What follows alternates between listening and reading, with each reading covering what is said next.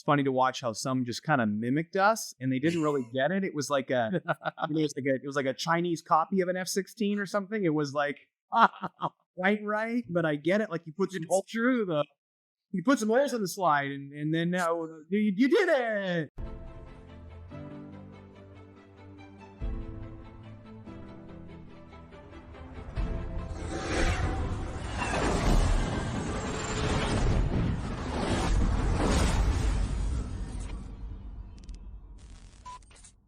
Trevor, how are you doing today?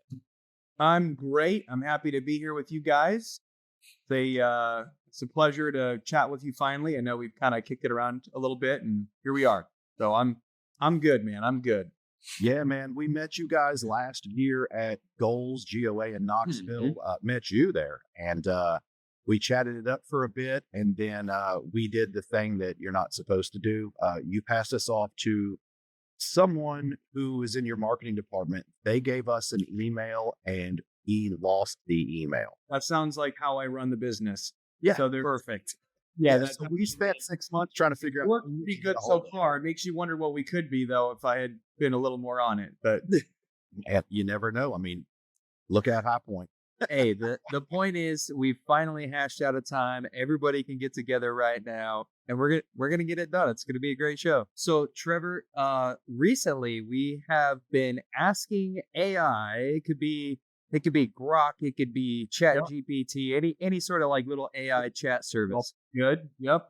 About our guests, and usually it's got this like really great explanation. I've gone way too wordy and read like just paragraph after paragraph. So I decided to ask Trevor Roe of Shadow Systems, and I get in response. Trevor Roe is the CEO of Shadow Systems, a company that specializes in producing high-quality firearms, particularly pistols. That feels pretty good. No, it wasn't anything about open court cases or some like a history of drug abuse or take it. I'll take it. That feels great. Yeah, I love that. I love that. That was it. That was literally it. There was no paraphrasing. That was just one paragraph.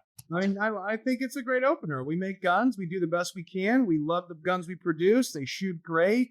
We got a great brand. And so I'm the head dishwasher. That's accurate. We all wear many hats. I love it. I love it. Deal. Well, man, let's get into it and ask, so Shadow Systems, it's only been around since what? Is it 2017? Yeah, 17 is when I started. I kind of came on board in the first really few months of existence. It was a aftermarket parts business at the time, a bunch of avid shooters who were trying to make their mark in admittedly a very crowded space. And it really wasn't until I would say 2019 that the business became what it is now. And that would be, producing our pistols from the ground up, our parts, our designs, 100%. So, well, I'm glad you said 2019 because I was going to ask what, and maybe it was that in 2019, but what was that defining moment? Like you come in, you're transitioning from the aftermarket parts crowd, and you're dipping your toe into the, hey, we're making firearms now. What was that? What was that defining moment when you were like, oh man? Oh, I remember. I think we're on the right track. Yeah, no, I remember it. There was a moment when I realized that there's no magic in what these 100 or 200 or 80-year-old businesses do.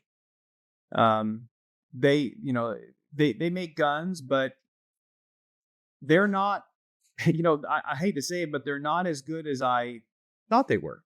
And it was very intimidating to try to produce a pistol and go up against, a Smith & Wesson M&P or a Glock or whatever. Very intimidating. Yeah. The aftermarket parts thing was kind of the gateway to producing pistols from the ground up. But the moment for me really was when I realized that we had this collection of highly motivated individuals who had a really clear picture for what a gun looked like. And that was enough, right?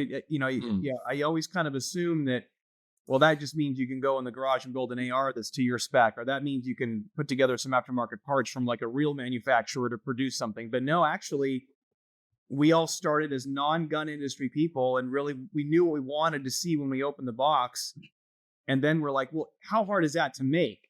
And the answer is not impossible.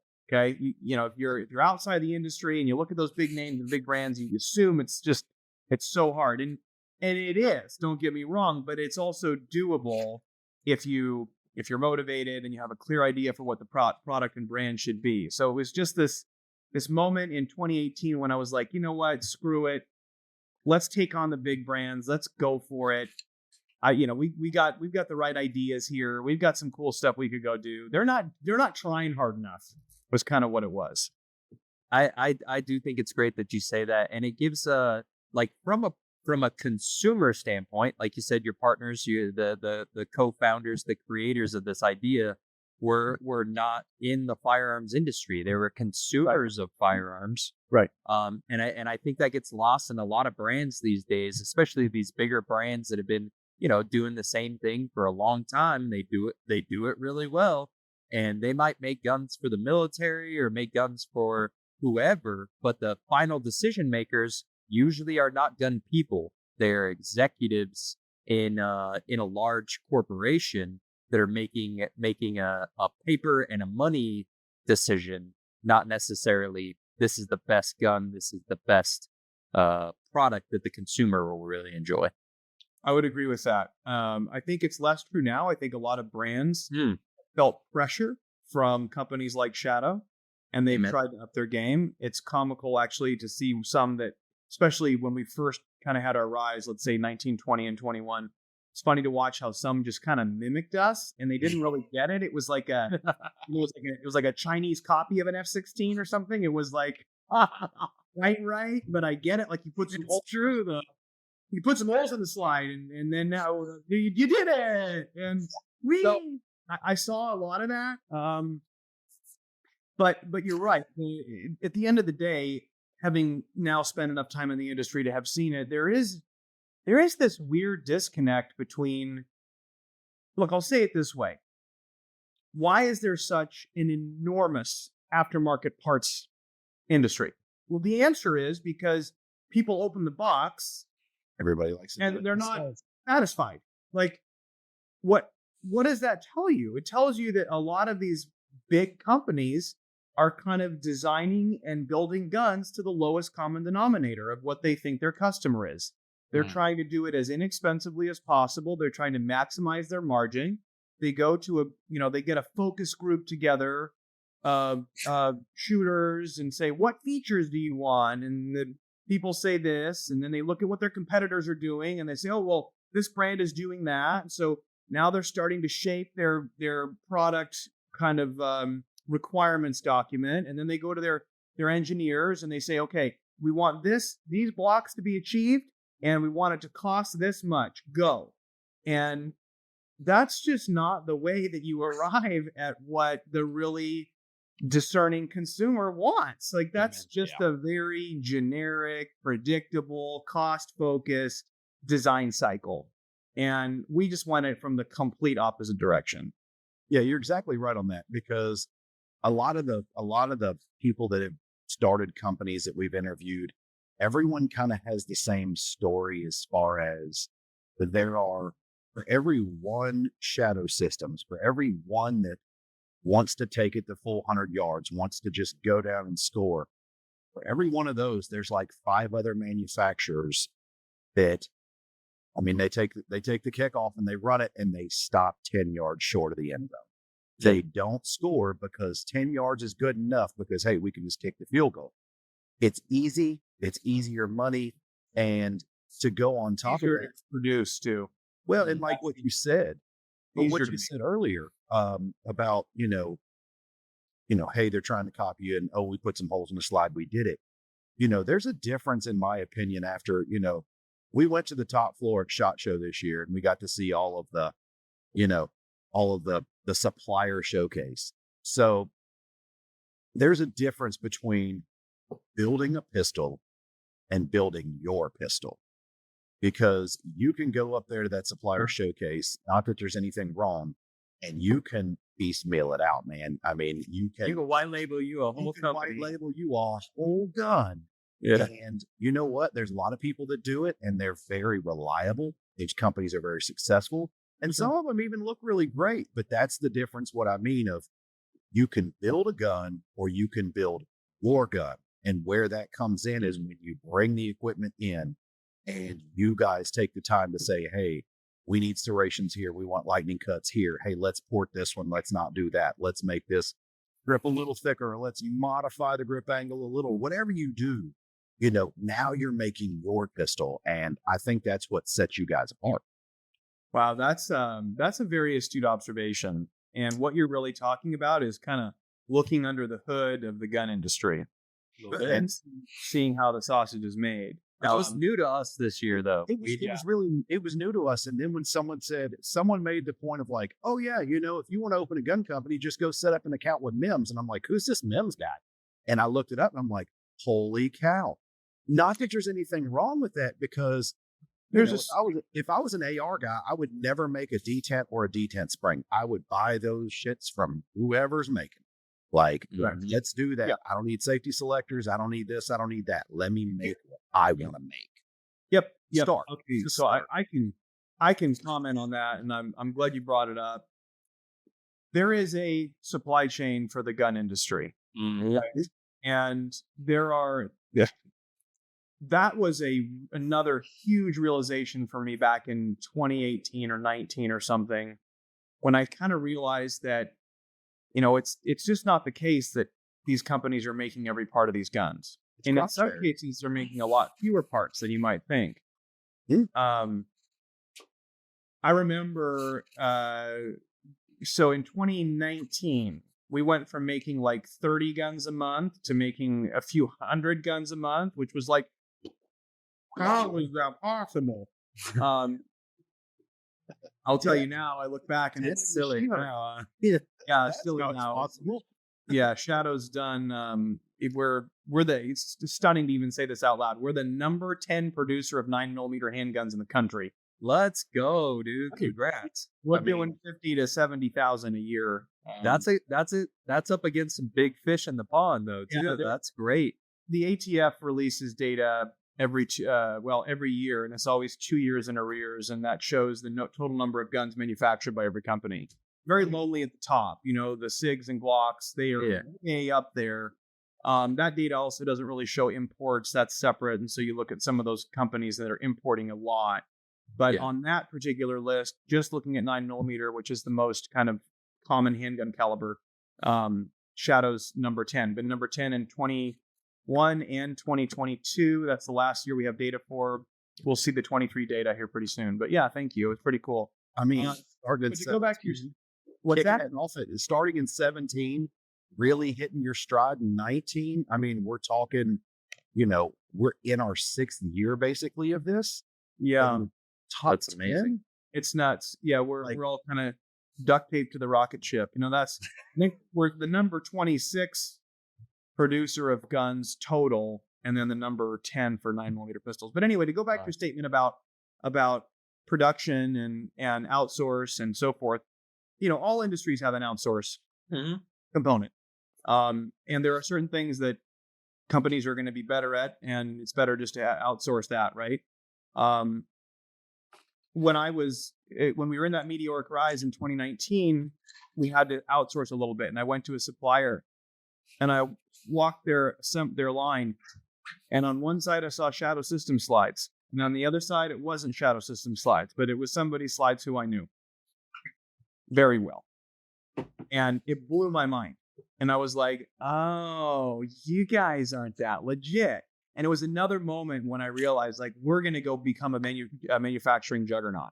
We're going to go do this. And so, in 2019, I think there were only 2 companies in the world that were metal injection molding Glock style walking blocks. One was Glock and the other was Shadow Systems, right? And, the point is, like, it's definitely true what you said, but just white labeling a whole bunch of stuff and putting it together you're going to run into all kinds of surprising issues with compatibility. Yeah. That's what I was getting at, was like, most people, I say not most people, I would say Matt and I, if we said, forget this podcast thing, we suck at it, we're going to start making pistols, we would buy from them. We would buy from those companies to start, because it's one thing to have some capital to put some inventory in there and, put some stuff, but, to start buying the machinery and everything you need.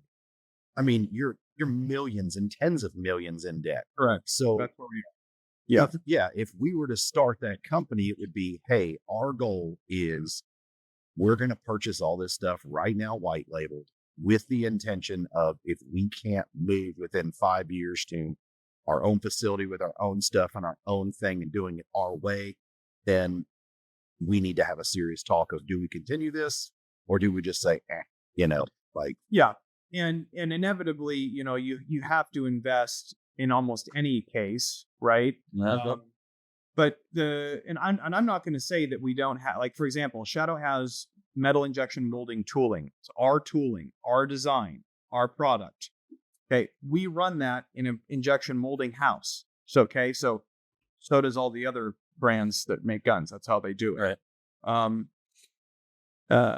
So our focus is on really the machining. That's where Shadow's, that's what I see and walk every day is 40 or 50 CNC machines running parts. And that's our core competency. And frankly, that's the stuff that we've gotten, I would say, better at, having started from zero 6 years ago, 7 years ago, whatever. I would say we're better at than even some of the bigger brands. I look at the slides coming out of the big brands and I'm like, there's machine marks all over stuff. It's just not the same. It's just not the same. And in fact, we've had some really big brands visit, just curious, whatever, friends, hey, we'll give you a factory tour. And it was kind of funny to watch because they all had reactions that were sort of like, well, that's not how we do it, but that's actually pretty interesting. Why do you do it that way? And it's like, well, because we figured it out ourselves in the last 5 years. And because I had to learn it all by myself. Right? You literally had to figure it out. Anyway, Shadow is one of the very, very few brands that does nitride in-house. That's mental, boys. Absolutely mental. That's wild, man. We do nitride in-house. Everybody outsources. And if you think you can just, go to the public library and get a book on how to nitride stuff, I mean, it was like 2 years of just shattering slides all day long, crushing things, breaking them, just endless, weird chemical formulas and Googling. And there was a textbook at one point, actually, and we figured it out. So that's what we do. Well, it just goes to show that you guys are either extremely brilliant or extremely ignorant, but either way, it's working. Stubborn. It's working. And I'm glad you brought it up, because you brought up the factory tour, you brought up doing things your way and learning it. And it doesn't mean, you basically blazing your own trail in this industry doesn't necessarily mean it is the right way to manufacture or the wrong way. It's your way, and it's working really great. So you can't say it's wrong, but as far as industry standard, maybe it's not exact, but you guys really have approached this thing with, like, I don't know, reliability, duty rating, that's a huge thing. And then you're blending like custom performance and all of that stuff. How do you balance the innovation? Like, is there such thing as, too many bells and whistles? 100%. So, I was an Army infantryman. I was raised by a Vietnam vet with a bullet hole through him. All he said he ever wanted was like a bottle of Johnny Walker Red and a 1911. Right? It's like that's all he needs to walk. Man of class and taste. Yeah, I know. I think it's Black Label now for him. He's matured and sophisticated now. Good. But truly, it was more like I just wanted to go bang. I don't need all this cool stuff. And that was his mentality when I was growing up as a competitive shooter. Because I was a competitive shooter in the 90s, surrounded by some really talented guys, learned a ton, and had it's like anything. When you're really immersed in something when you're very young, it kind of gets in your DNA more, right? If I go out and try to learn freaking ice skating right now or something. It's going to take me forever. And I take off 2 months and go out and ice skate again. I'm going to fall on my ass. It's the same thing. Whereas with shooting, I learned it when I was, started when I was 4 years old, and then was competing when I was in high school, and I was, like living, breathing, eating it, and had to vacuum my bedroom in a certain order before I could go to a match, and like totally mental obsessed kid with competitive shooting. And, that kind of thinking informed so much of the product design. So I had this weird mixture of it just needs to go bang and super elite, cool stuff, cutting edge 2011s and whatever I was shooting at the time. And so the answer to the question is all I really want them is to go bang. Like I just really want them to go bang because notwithstanding like the training people do in the John Wick movies or whatever, I'm pretty sure that most gunfights are like, like this at really close range, right? Yeah. And that's the video. That's amazing. That's what it seems like happens a lot. I mean, we try to avoid that, but if somebody sees their sights, it's like a big win.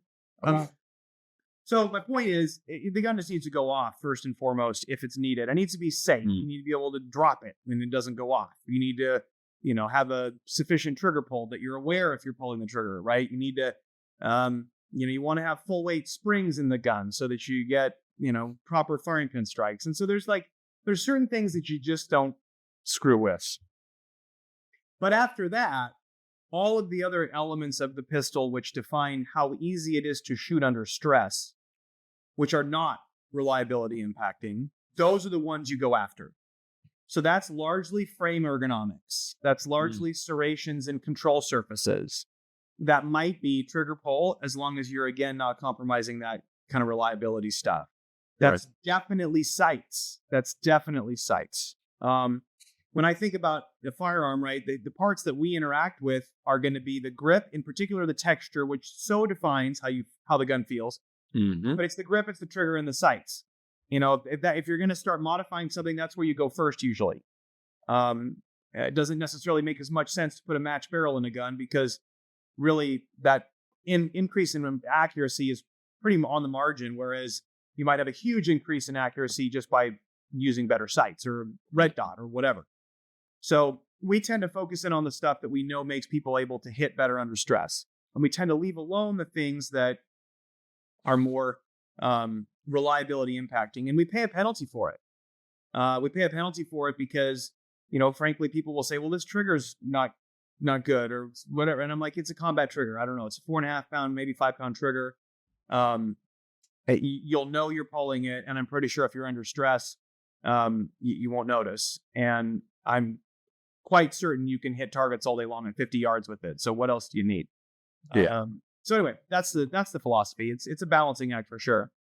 Well, I appreciate you touching on that, and you kind of shed a little bit of light on your background. That was going to come, kind of curtail into our next subject of like both fear, shadow systems. You said you were a consumer of sorts, and now have touched on competition. So like, what was the prelude? Like, what was the beginning of your interest and your use of the Second Amendment? How does that take us to Army service?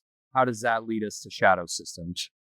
Yeah, thanks for asking. Yeah. Well, I've been tremendously lucky. I'm so grateful for all the opportunities and things that have come my way. I was, an only child growing up in California. I think when I was sort of 4 years old, my dad took me shooting. Oh, I know that. 4 years old. There's a picture of it.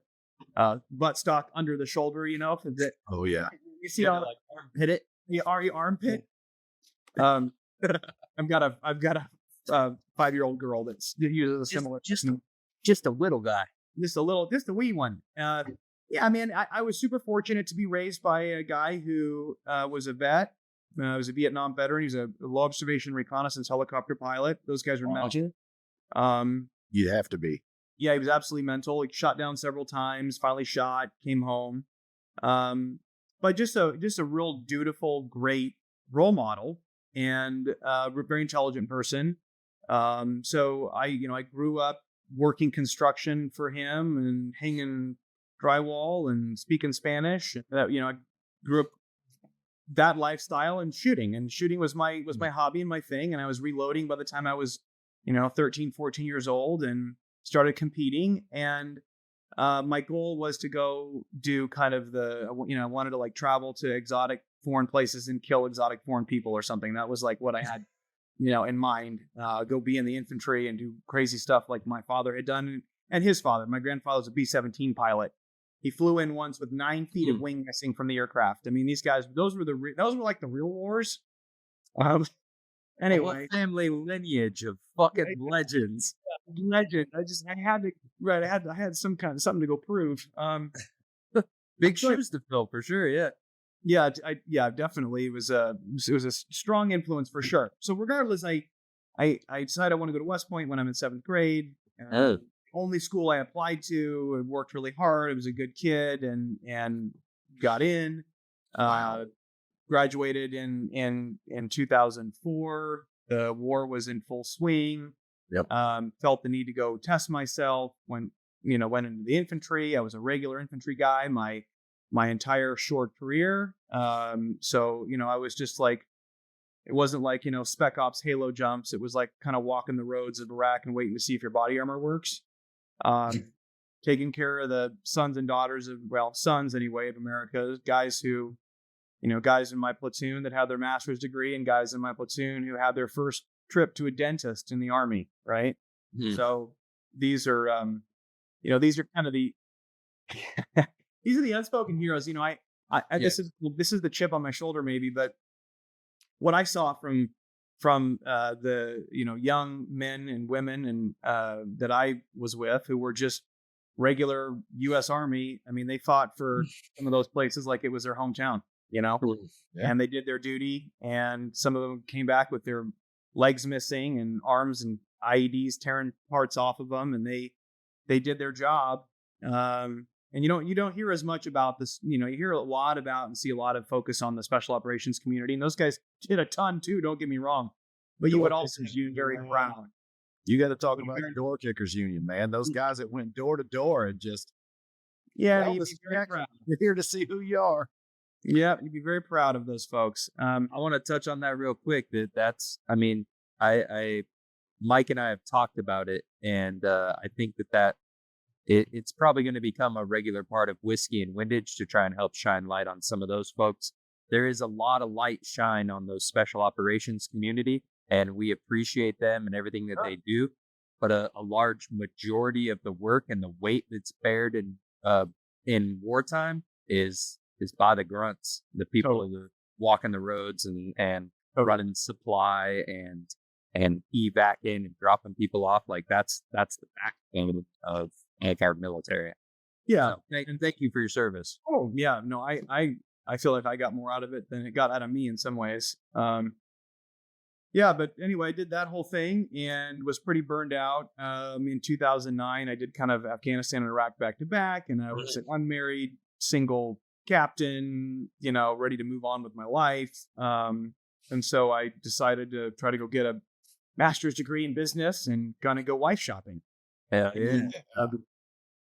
I met my wife in business school and proposed after 65 days. And well, I had an Excel worksheet listed all. You gotta lock it in while they've been tricked, or if they actually figure out who you are, they'll leave. Let's change things on that point.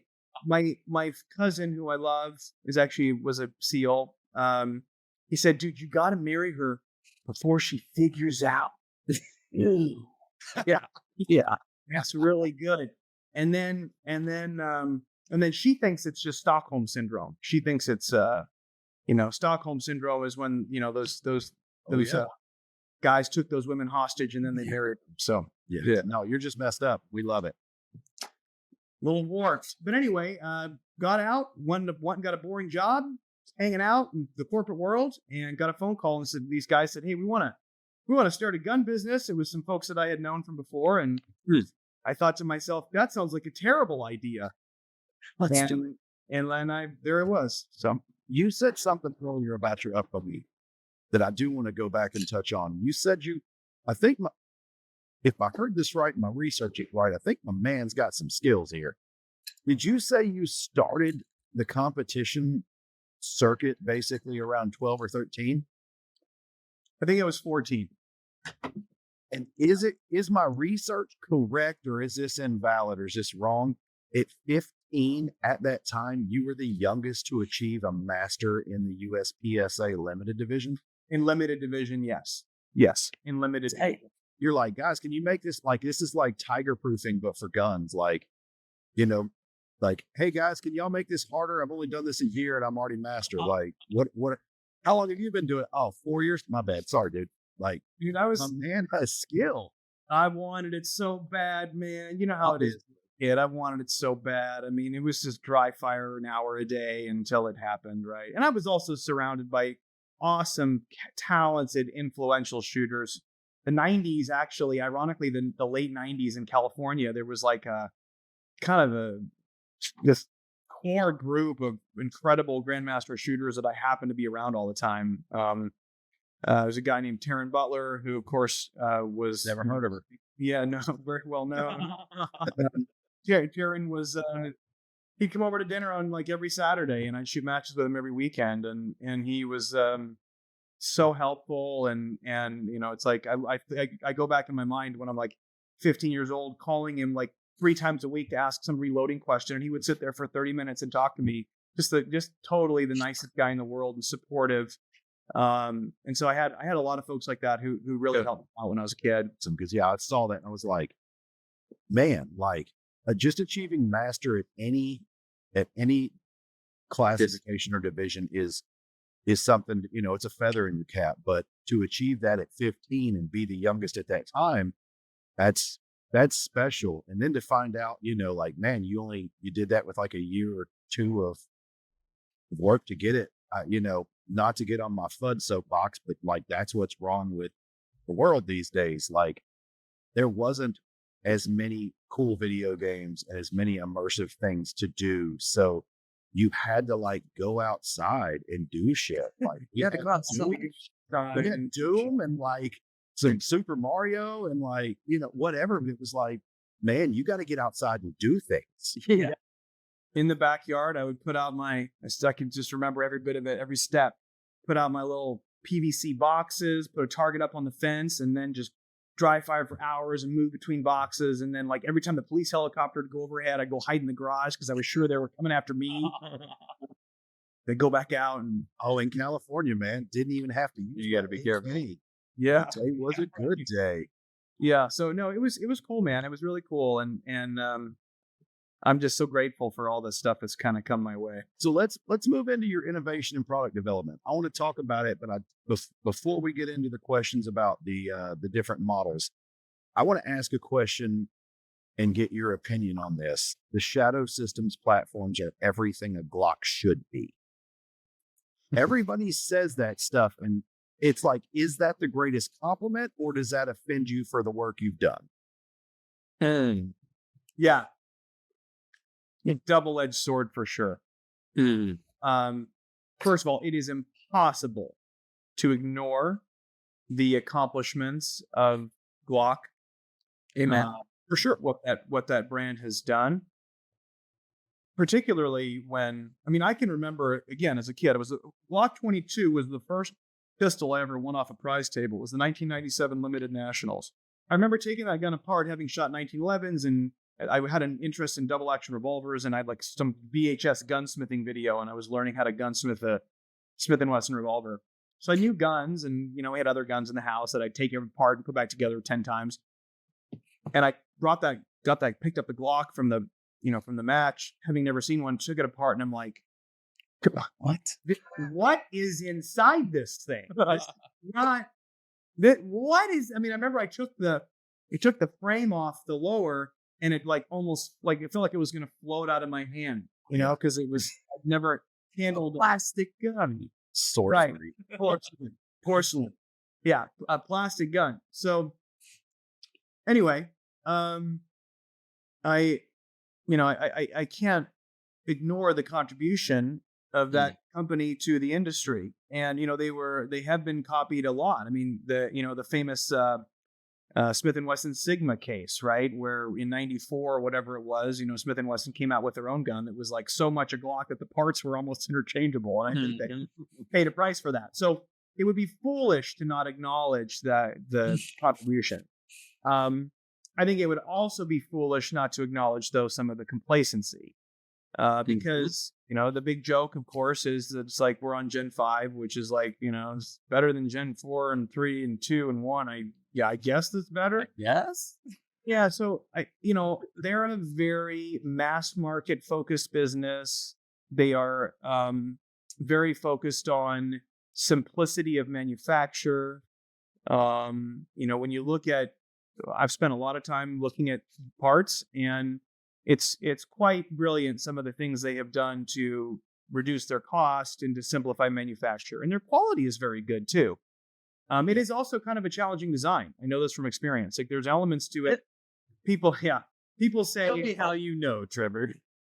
Read a book about it.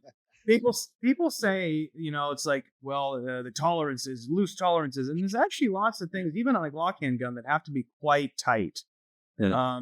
So I have appreciation, certainly. But it's true. They've more or less rested on their laurels, and there hasn't been a significant amount of innovation. And from what I've gathered, the company culture doesn't really encourage that. And if they don't innovate and if they don't push the envelope, then they will eventually cease to exist. I think that's a fair statement, because that's the experience of essentially every brand that does that. So I appreciate the compliment, because it's a comparison to a successful brand. It's a good design in many ways, and we use it like open source software, but we build the hardware around it that makes it maybe what it should be, as you said.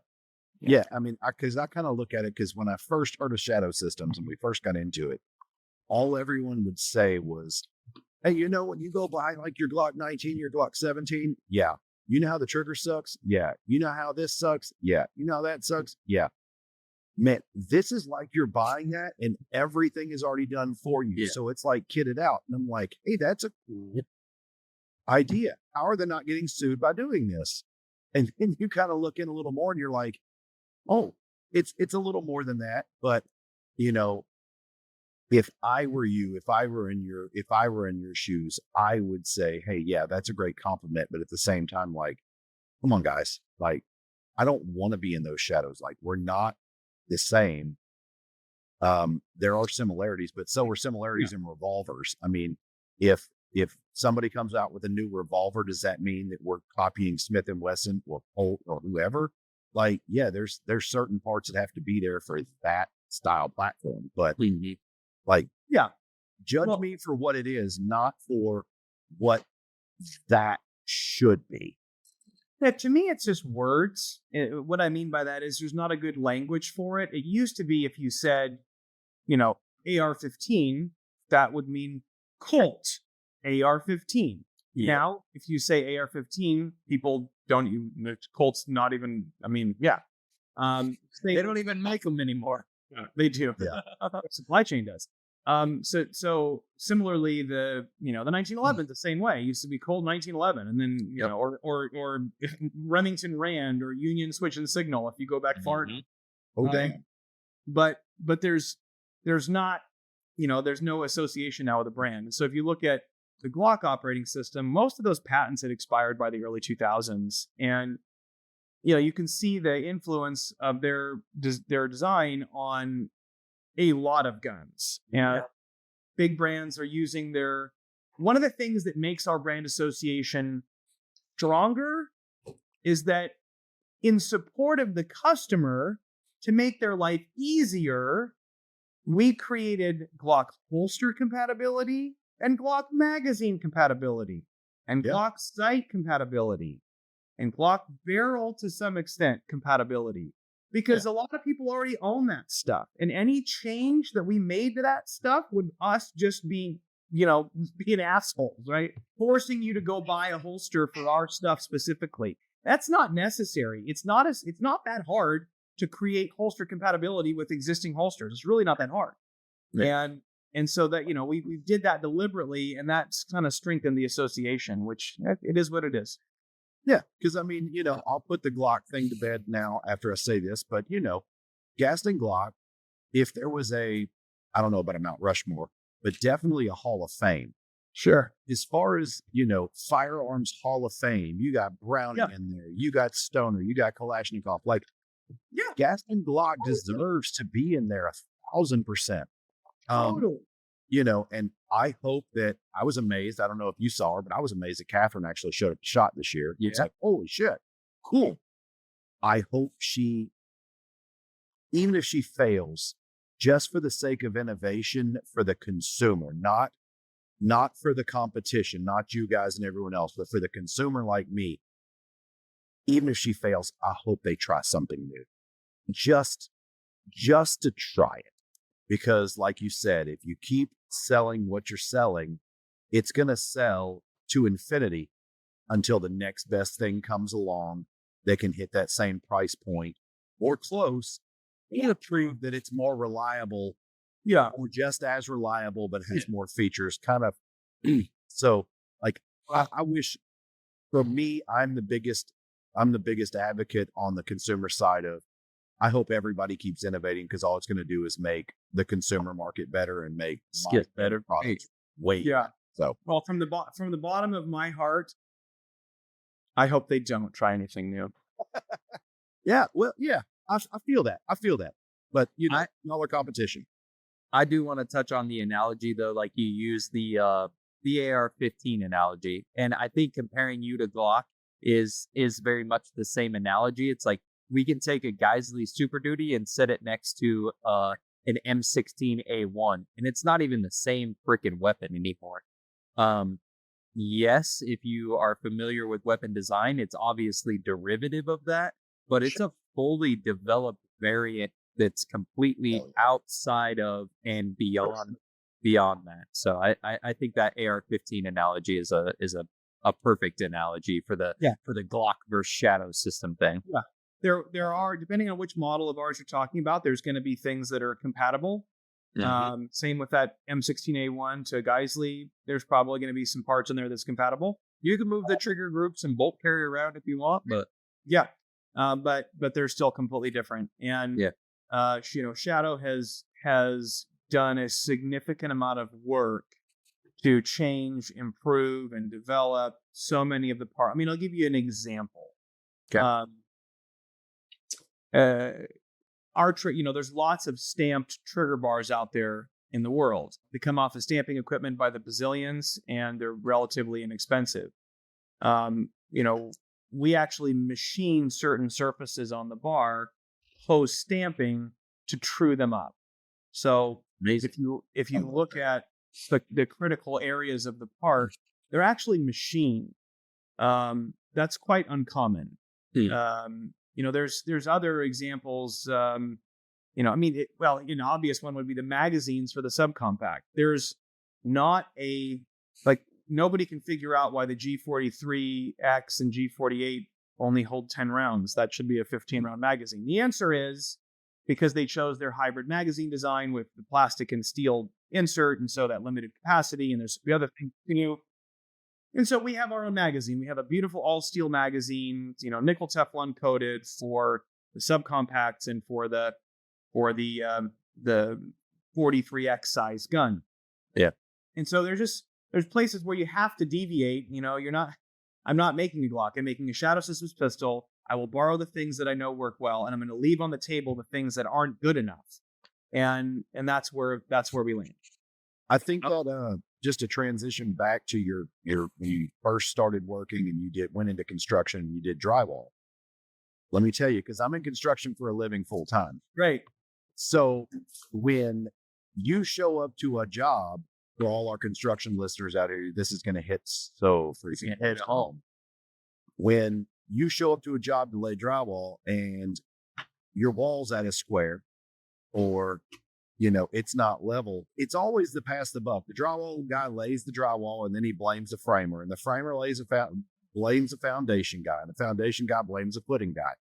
But taking that full circle, because you've done that. You've had to make up for the framer's mistakes before if you've done drywall. It's happened. So coming full circle to pistols, what I appreciate is that you're not just taking machined parts similar to, hey, let's build this wall, let's frame it on the floor, let's tilt it up, let's nail it down, and we're good. What you're doing is you're taking it that step farther, and you're setting that wall up, you're leveling it, you're plumbing it, We control taking a couple extra measurements, making sure it's exactly like the plan says. And so in a world of striker fire pistols that people don't call quote unquote custom, you're actually putting that custom aspect into it by fine tuning, which I appreciate the hell out of that. That's something you don't have to do, but you guys choose to do to stand apart and to show why people should put their money in your product. Well, thank you for that. One of the challenges that we've had is what we're trying to do is, I'll give you slides as an example. What we're trying to do is produce custom slides that you would go buy for $400 or $500 in the old days at scale. Yeah. And it's like, I'm trying to build custom guns at scale. Yeah, that's it's tough because it's almost unheard of.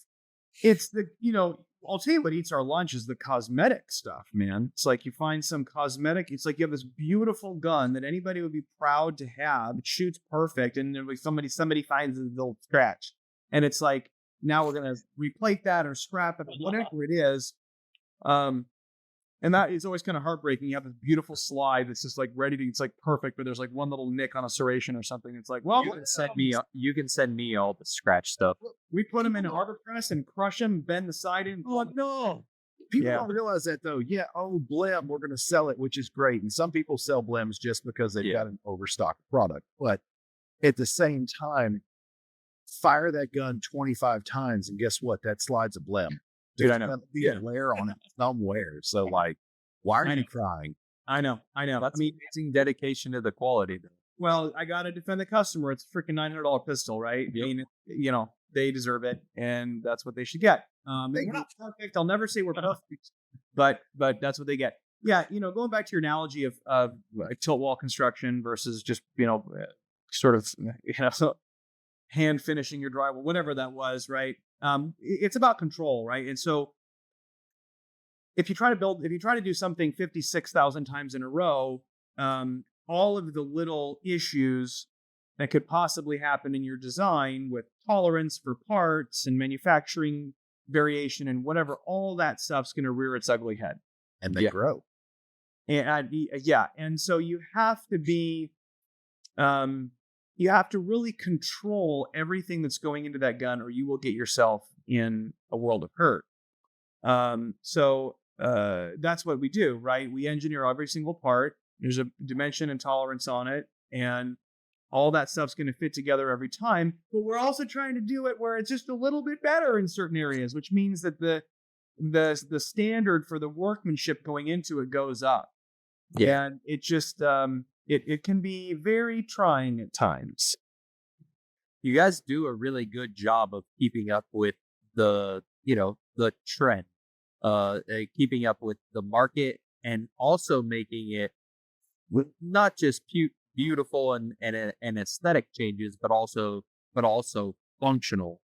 Can you touch a little bit on the behind the scenes of the R&D process? How do you guys go from an idea like, hey, maybe we need an integrated compensator? How do you go from that idea to a production model so quickly? Yeah. Okay. So there's several things we have learned along the way. One of them is the faster you can iterate in prototypes, the faster you can get to market. So there's a direct correlation between how quickly you can produce prototypes and how quickly the product goes out there. We try to iterate a lot. And so there's secret Shadow Systems guns out there that nobody knows about? There are. There's All right, you. Now, there's stuff well, that's never seen the light of day. but there's Mm. genius ideas that are going to come out later, and there's ones that you're like, hey, we're not letting stuff out because Because that's a piece of shit. this one didn't work. But you know what? For every one thing, and it doesn't matter what you invent, anybody that's listening, invent something. I don't give a shit what it is. Invent something. For every It's one not. thing It's you not the invent. production model. The first one, I Invent. promise you. Well, Trey Knight said this. Knight's Arm said this on a podcast I was listening to, and he said it's easy to build something, but like build it. Like really build it where you can produce enough of these that you can send them to the masses. Can you build one? Sure. I'm sure you can. I mean, and I'm not shitting on him. No. Brandon Herrera built a 50 cal AK. Yeah. Yeah. Dude, that's amazing. I love it. Build it. Built where it can- 10,000 of them. Build Well- 10,000. There's also that's actually the other part of it that is really tough. As you push the envelope on performance, you actually are expecting a little bit more from the operator. Okay. And That's so the most recent example, and we get it a lot, is, hey, my compensated subcompact pistol is having reliability issues. You don't say. And for a long time, we'd bring them back, and I got guys polishing and trying to get these guns to just eat whatever junk ammo the customer was using, or bad technique, or whatever. And we just finally had to say, like, look, go shoot full power ammo through this thing. Like, we really stopped our kind of tail chasing. So what I'm trying to say is, you can't please everybody. yeah, and you can't control, like, the biggest variable in the performance of the gun.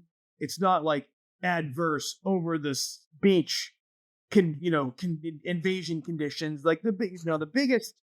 It's not salt-free corrosion. That's not the biggest variable. The biggest variable in the performance of the gun is the dude or chick pulling the trigger and what they're feeding it. It's important for us to do the very best we possibly can for someone's, from the widest range of technique, the widest range of ammunition. Like, we should do that.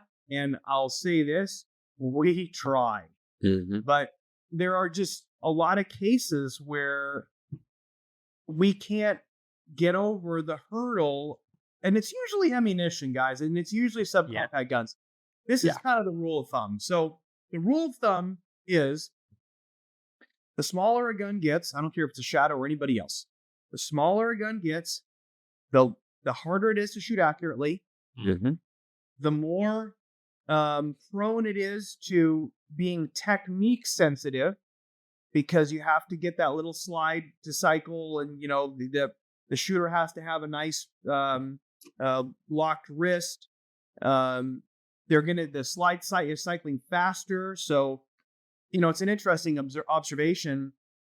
There really were no subcompact 9mm pistols for decades. Lots of the 9mm. Yeah. It was the Walther PPS M1, I think, was the first real true subcompact polymer frame 9mm. And the reason for that is that it is absolutely breaking all of the rules on how fast slides should move and how fast magazines need to lift the top round.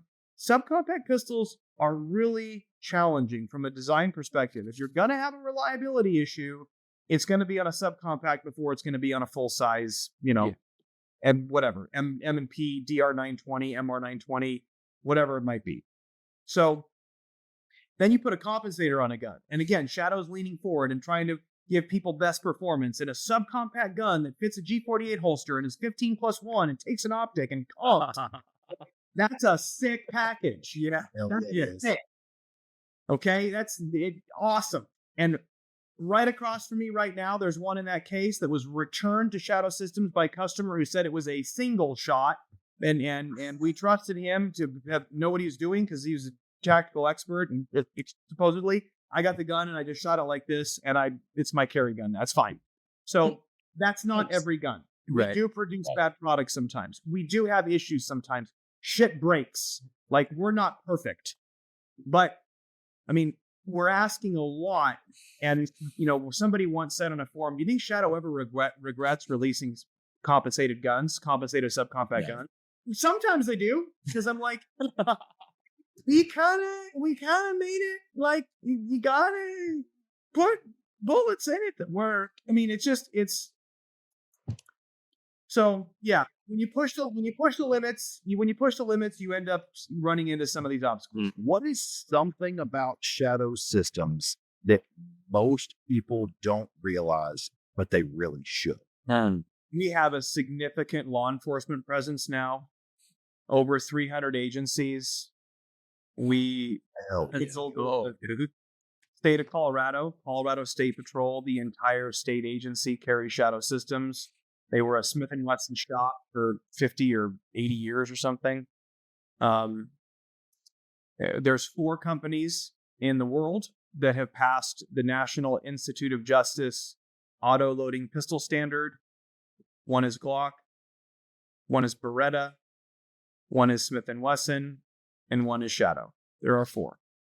Congratulations, dude. That is amazing. Just to be mentioned with those guys, like, that's amazing. You guys you're doing it. Like, you're doing it before everyone's eyes.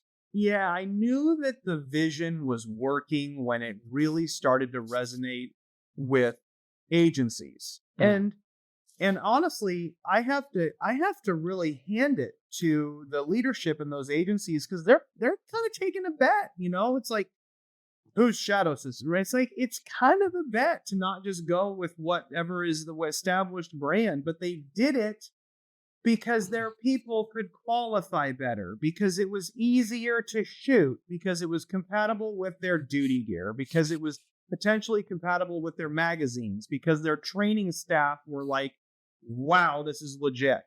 And so that's probably the thing that most people don't understand, is how we've grown into law enforcement and how we're pretty established now. Congratulations. That's really amazing, because I think it holds a little more weight, and maybe not as much as it should, but everybody's, 300 dudes could decide to carry it for an EDC pistol. Yeah.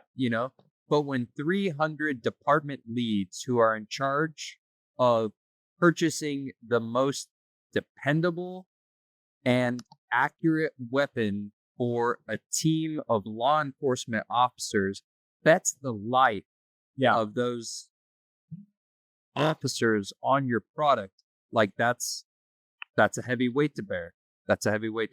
Maybe a little more of a heavy weight than, like, oh yeah, I carry one around at my day job and it rides in my truck and stuff. But like, those are big shoes to fill. Yeah. It is a unbelievably solemn responsibility. You sometimes even ask yourself, are we doing enough? Are we doing more? Could we be doing better? Could we, there's a machinist who's been there for a really long time. For us, that's like 5 years, right? Very tenured employee. It's like since the beginning. You don't have to say it. You don't have to say their last name. Shout them out, dude. Shout them out. Just Ryan, dude. Ryan on the horse. Ryan. Cheers, Ryan. Hell yeah. Cheers, Ryan. Yeah. So we were talking once, and I had, I've always had this idea that we would be a very inclusive brand. And what I mean by that is, you don't see a lot of like commandos jumping out of airplanes and Shadow Systems marketing, right? I mean, we did them with, there was one once with a mother holding her daughter's hand. And like, that's like, for me, we have to be able to give an advantage to anybody who's in the worst possible moment of their life. And I had mentioned the sort of like mom protecting her young or whatever. And Ryan said to me 4 years into his time there, he's like, man, I'll never forget. I think we were both standing at the urinal, which we have a lot of good talks. I feel like I engage with people a lot at the urinal. Talk at the urinal, yeah. some Can't people wait don't till seem balls. comfortable with it, but I just feel like that's hanging out there. I'm trying to the whole time. Just Every day. vulnerable. yeah. Yeah, it can't be anything but the truth. So I said, he said, he says, I remember something you said to me. He said, my second day, you told me never forget, if Mama Bear's backed into the corner, that shit better work.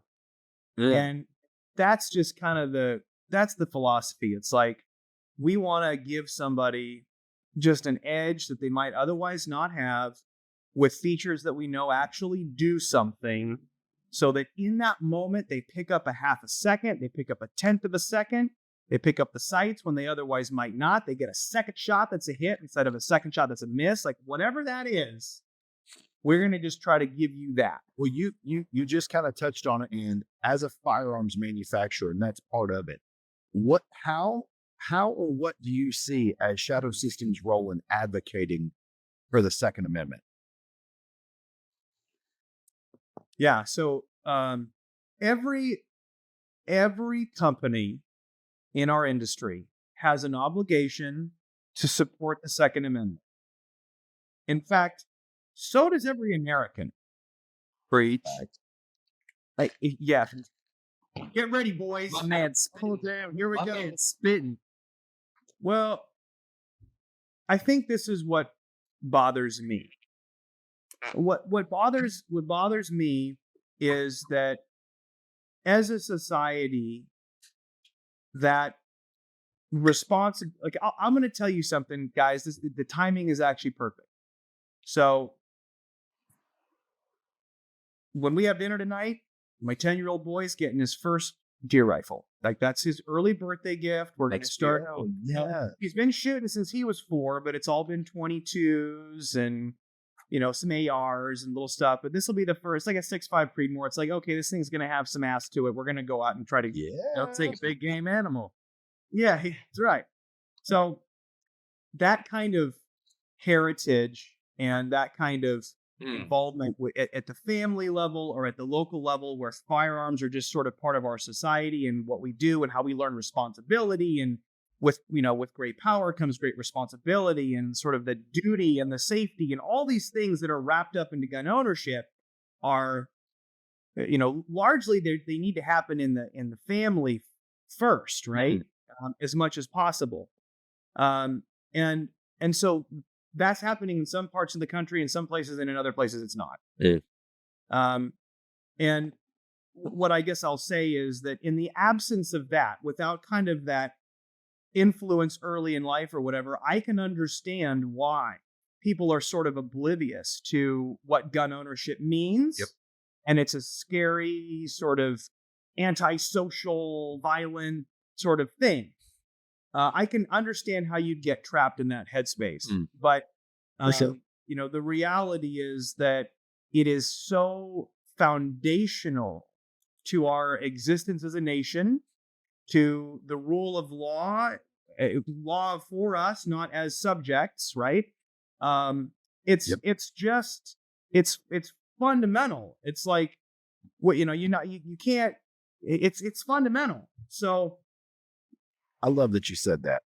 Yeah, it's fundamental. It's like, it doesn't quite work if you don't have that.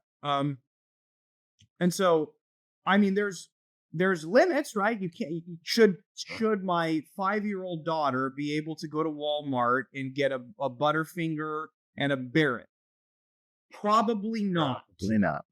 But we can at least have a debate on where the line is, somewhere in there. Okay. Yeah. Get the Butterfinger, Daddy. You'll get the Barrett, and when you're old enough, Daddy will let you shoot it. That's it. That's it. But I guess my point is, every American needs to understand and appreciate the importance of that and why it's so fundamental to our way of life here. And then every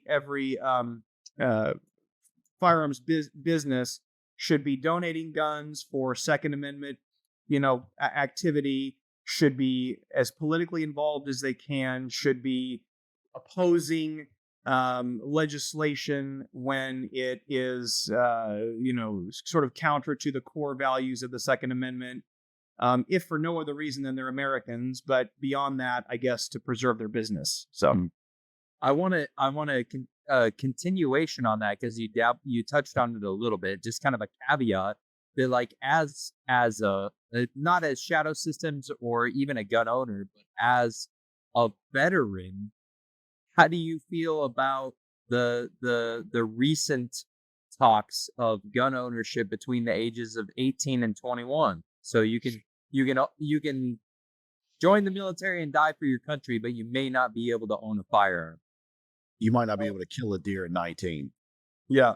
I yeah, I'm profoundly bothered by that. I remember being 17 years old, in the Army, because I was at West Point and cadet basic training summer, Yeah. whatever, all that stuff was really when I was 17. And I always thought it was very puzzling. And I even when I was older in the service, I always thought it was very puzzling that, we have people who are, by and large, certainly in the military culture, they have had exposure and safety and training and so forth. But then when they go back out on the street, they can't be trusted to exercise the right. So Mhm. it's tough, guys, right? I mean, is it true that there's a lot of that, you do stupid shit when you're young? Well, yeah, I mean, it's Yeah. definitely true.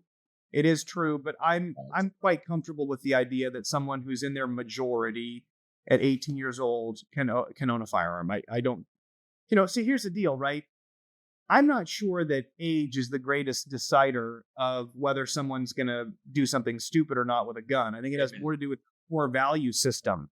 Amen. So your Yeah. core values are what define how you behave in our society. And so I'm not sure that age is the measure. You are truly the product of a Vietnam veteran. I am the product of a Vietnam veteran. And I remember recollection of my childhood when we redid our den. My dad decided he wanted a real nice cedar gun display behind some thin ass glass. And there was a little key lock, and I knew where the key was.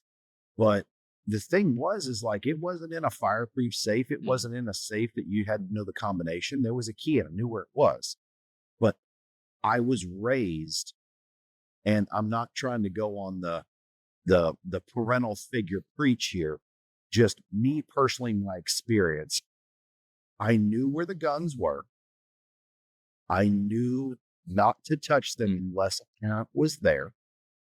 I could even recollect at like ages, I don't know, somewhere between 8 and 10, taking the key, unlocking the gun case, opening it up, and not touching, but showing my friends, like, look at this thing. Look at that thing. Yeah. And shutting the door back and putting it. Now, sorry, Dad, hope you don't get arrested for that one day. Like, I've seen the statute of limitations. But I was raised that I knew, don't touch this unless you absolutely have to, or you're with me and I say it's cool. And I think that we've lost sight of that, not just in firearms, just as a community. You got kids, I got kids, you're probably just as, maybe you're not, but I would assume that you're just as guilty as I am of letting your kids have a little too much iPad time, letting them be taught by the internet a little bit more than we were taught. Sure. And it's not a slight at us being bad parents. It's just, we are parents in this new generation, and we're caught with that, oh, hey, our parents didn't have the technology we had. Well, guess what? Now our kids are going to have way more technology than we had. And so it's a constant fight of, how much can we parent our kids without being helicopter parents? But I think that it's just also a product of generation, like I said to begin with. Like, you knew as a Vietnam veteran child, like a veteran of a child, like a child of a veteran, sorry, you knew, hey, you only touch this if necessary or if I'm around. Like, we were taught these things. Yeah. Let me tell you what I really think it is. Please. Love this. I think it's that people no longer know how to manage risk. And I think it's that children are not put into risky situations to learn at an early age how to manage risk. Yeah, and make the decision between right and wrong in a stressful situation. There were some jungle gyms as a kid that if I fell off of, I died. I was going to get fucked up. Yeah, he said I died. I was going to hit about 3 or 4 pieces of 7-inch diameter carbon steel pipe on the way down. There was consequences. Right? Oh man. We try to adopt in my household like a straight up 80s parent where it's like, go ride your bicycle. Don't end up in a fake ice cream truck. We'll see you later. A hose. I mean, we really, and Good. God forbid one day regret that when they do end up in a fake ice cream truck. I really hope that doesn't happen. But it's kind of like, dude, you just go outside. People are like, well, do you have an iWatch? I'm like, that dude's got a Timex and he's stoked. Like, there's no Apple Watch. What the hell he is? Well, I have no idea. He's supposed to go to, you print something. I literally print maps out from like MapQuest. Yeah, it still exists. And I'm like, here's how you get to your friend's house. Good luck. Oh gosh. No, I applaud that, honestly. I remember guessing. The probability of having a child get abducted was way higher in 1991 across the country than it is now. It was, yeah. Crime has come way down. Okay. So, the kids wear helmets. I mean, it's like, yeah, it's dangerous out there. You got to get people used to managing risk. Guns are the same way. It's like you drill it. When mine were little, they had little blue guns, like the training gun. And I told, okay, walk to the kitchen and walk back. And they point down at the ground and walk back. Hey, now walk around me twice. And it's like muzzle awareness. And so I think you just have to get them involved in something that carries a little risk early to understand and learn to manage risk. And that's what you were talking about earlier. It's just managing risk. Thank you. So before we get into the final and the closing thoughts and all that stuff, I want to ask you, what has been the biggest lesson or most humbling thing that you have learned since being a part of Shadow Systems?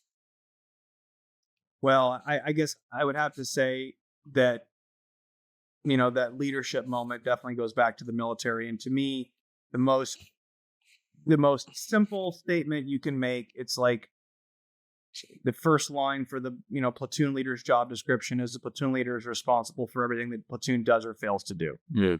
And so the concept is 100% total accountability and ownership. If something stupid happens, there on some level, there's something that you could have done to have prevented that. Private Joe Snuffy gets in a car accident driving to Florida over the weekend. On some level, you might have been able to do something to prevent that. Did you give enough safety briefings or whatever? And that's a very contrived example, obviously, but I really do believe that when something goes wrong at the company, that's probably my fault. I can raise all ships. Yeah, and I'm okay with that. But I'm certainly not going to shirk it. Good. I guess that would be the overarching leadership lesson, I guess. And it's true, certainly in the world that I'm in now. It's like, you're responsible for everything the unit does or fails to do. I want to ask, because you touched here a little bit on advice, and you've obviously looked back a little bit. And I think it's fair for all of us to say, especially as young men and as men who are growing to maturity, for us to think back a little bit. But I'm sure there was a time when you didn't execute quite at the level that you execute now. And, definitely a time when you were probably, that you can think back and you were young and dumb and full of it. But if you could, from where you're sitting at today, in your position in Shadow Systems, if you could look back to whatever point you think the cross point was, but if you could look back and give young Trevor a piece of advice about what time in your life would that be, and what would that advice be? Oh man, that's such a good one. It would be, as a young lieutenant, 20, 23 years old. And frankly, there were a lot of things that I did that were kind of I don't think I was a very mature person in many ways, right? And I mean, I'm not saying I was like, shirking my duty but I just look back on some of the decisions that I was making and how I was handling the situation. And I lacked the confidence to kind of be in charge.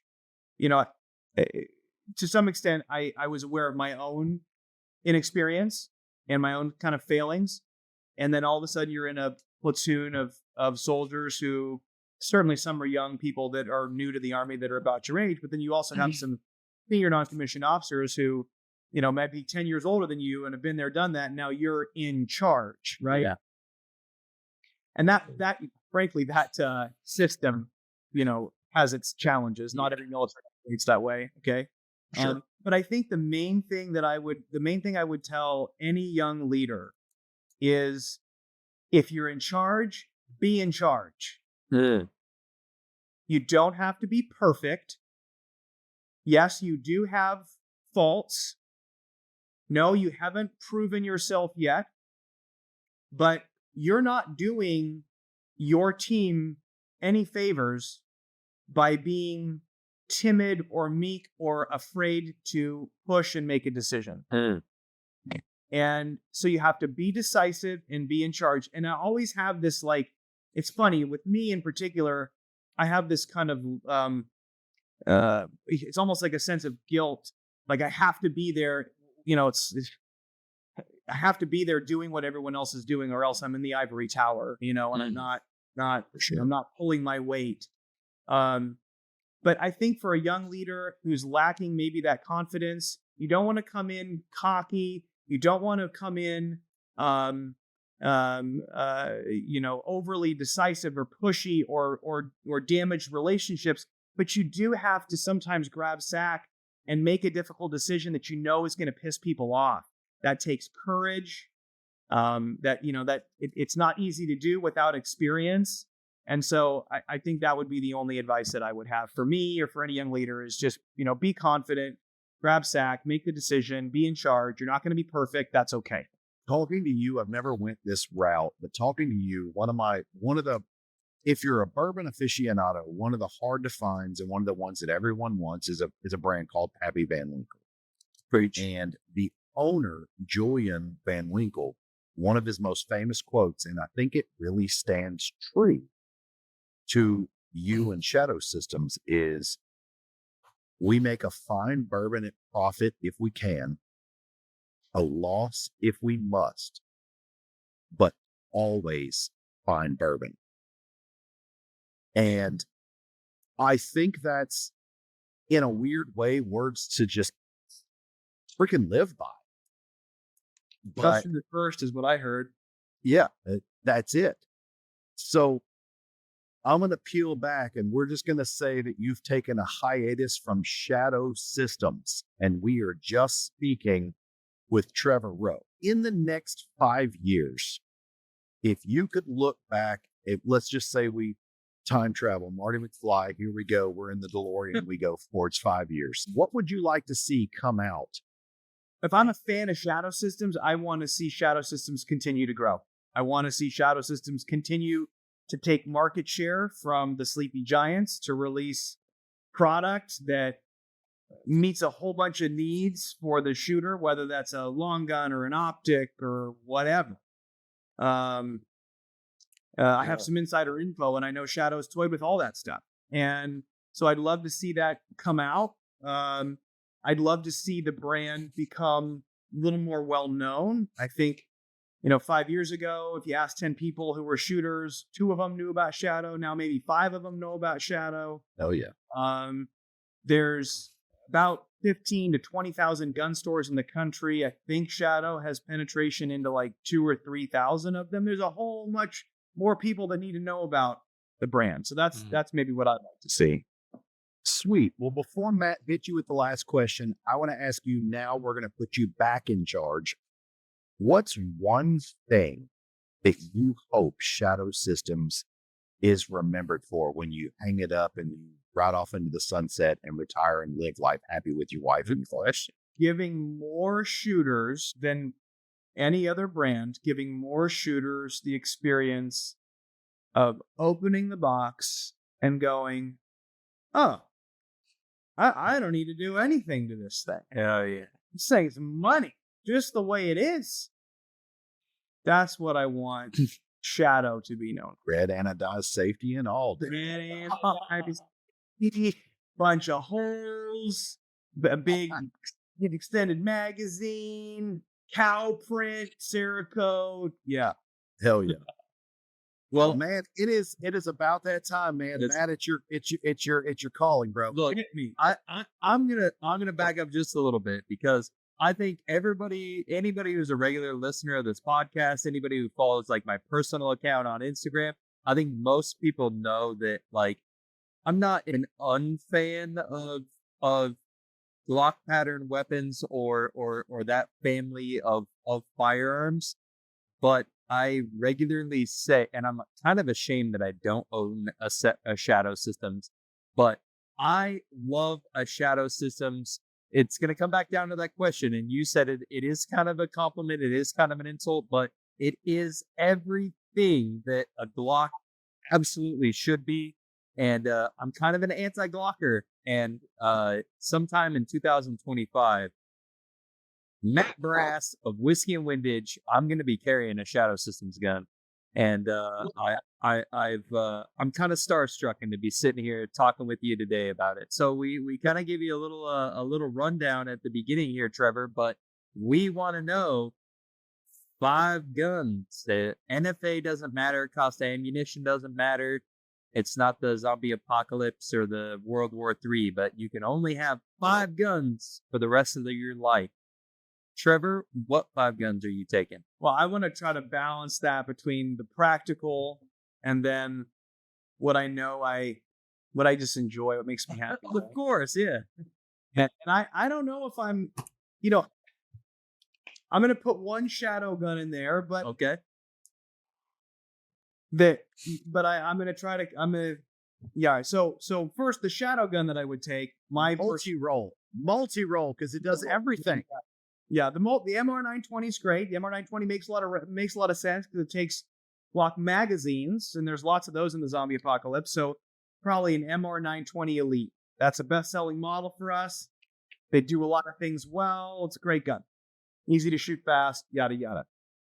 But I'm going to now go into the stuff that's maybe a little more, just sort of personal taste. Please. I spent a lot of time carrying a Colt M4. I'm Kind of sorry. boring. Put an ACOG on it, does great. I'd take a Colt M4 with an ACOG. I know what they're capable of. I know you can take a bunch of guys that have been in the Army for 3 weeks and then put them on a known distance range with an ACOG and they can hit out to 600 meters. Amen. So The old that kill feels pretty method. The old Yeah, kill exactly. method. Yeah. Absolutely. I'm gonna sprinkle in just some favorites. I have a weird affection for the old Colt hammerless 32 and 380 semi-auto pistols. So, every 1920s gangster movie or whatever, they're gonna have a little Colt 1903, maybe a Colt 1908, which was the 380 version. Super slim little guns, no recoil. I shot a squirrel out of a tree with one once at 50 yards. Super accurate, fun little guns, and also great. Like a lot of my kids start on that gun, a little 32. The Colt 1903 hammerless is a very elegant part of American firearms history. Go check them out. I have to agree. I have an affinity for really tiny guns and the smallest they can be made, and so like a Colt vest pocket or like Yes. the Browning micro, like those hammerless designs from Colt were kind of the pinnacle, and still to this day are a beautiful design. So I'd tip my hat to that, sir. So we got 3. We got the Shadow Systems. We got the Colt. We've got the little pistol. I got 2 more. We got 2 more. Ooh. Well, you know, there's not a lot of places that you can't go in this world with a 240 Bravo machine gun. Mm. It's a Mm. staple. I mean, it's like I'm the you can probably go there, whatever there is. I'm the guy. Whatever there is. Yeah. It'll Yes, take sir.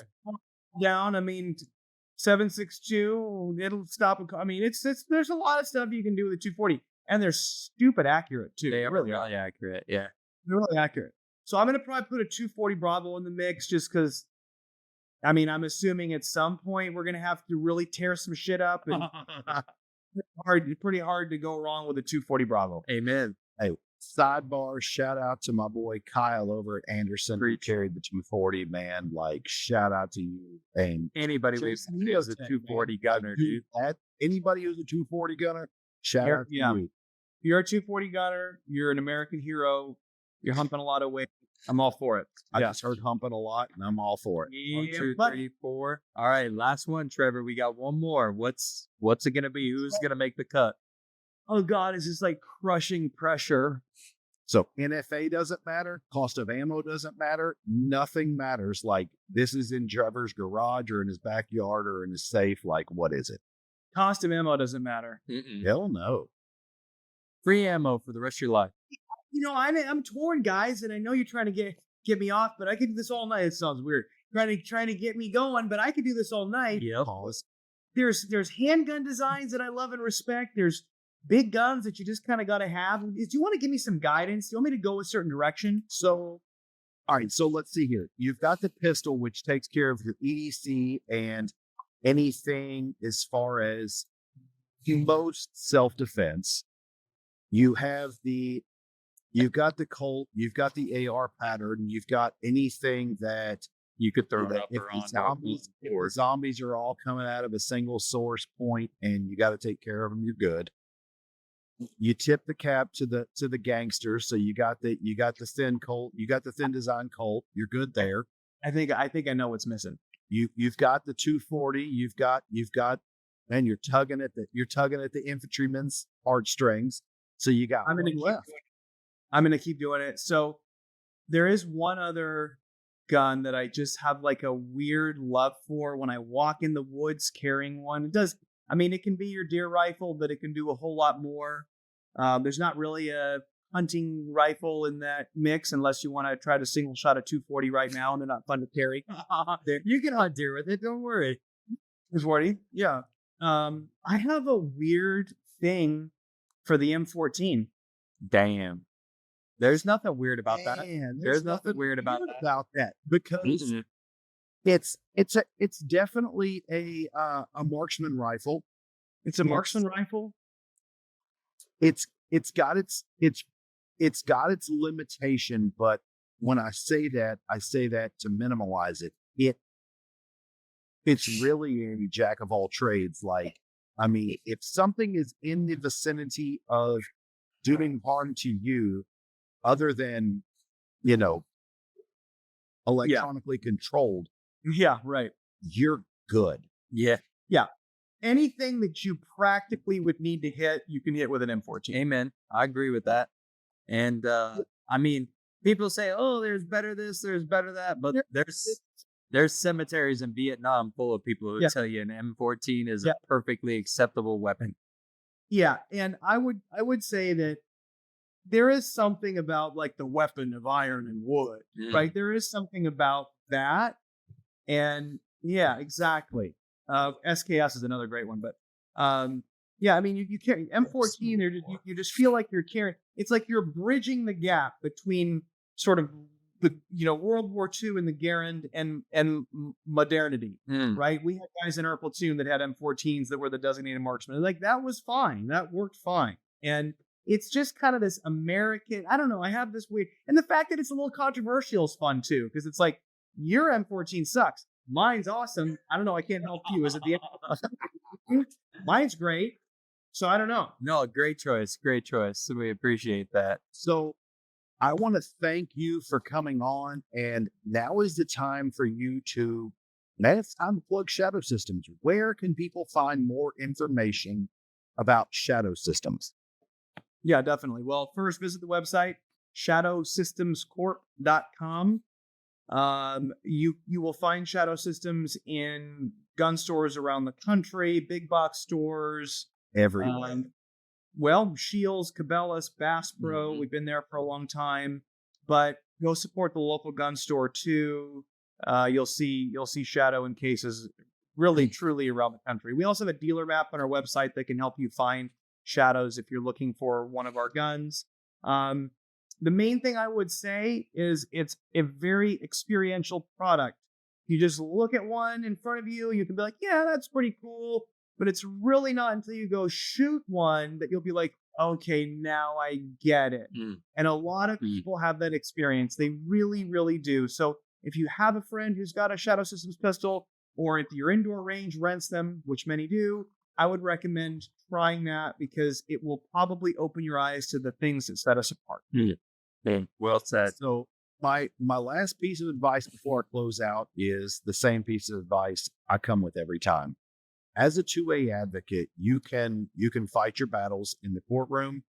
You can fight your battles, face to face with the opposition, or you can do what I choose to do because I'm not good at either of those because I get mad and the short fuse. Take a new person shooting, and more than that, take a person who normally wouldn't shoot a firearm shooting. And don't start with the thing that is made for TikTok or YouTube shorts. And don't try to make them get kissed by the scope. Don't try to make them get kissed But by the 22. scope. Just take them out, have a good time, show them what they're missing, Right. and see what you can cultivate. Amen. I love that. That A+ for that. I love that. So on behalf of Matt, on behalf of Trevor, and everybody at Shadow Systems, I'm Mike, and we'll catch you next time. Thank you for watching.